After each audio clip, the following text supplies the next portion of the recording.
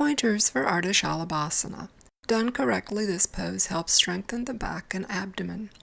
Jane begins by lying on her stomach with her head turned to one side. She stretches her legs out behind her, placing the tops of her feet on the floor with her toes pointing straight back. Then she rolls her shoulders back away from her ears. Next, she turns her head to place her forehead on the floor.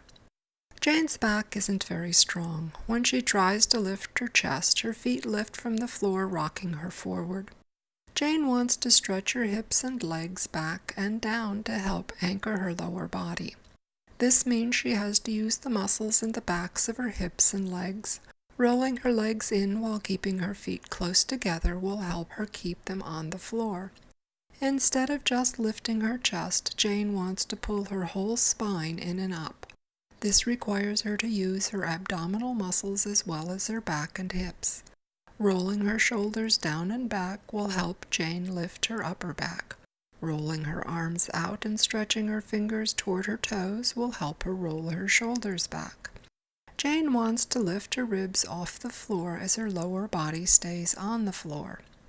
Jane is tempted to hold her breath in Ardha Salabhasana. Instead, she wants to continue breathing calmly as she lifts her chest away from the floor. Keeping her face calm will help her breathe calmly. To exit, Jane slowly releases the grip on her muscles and relaxes toward the floor, turning her head to the other side.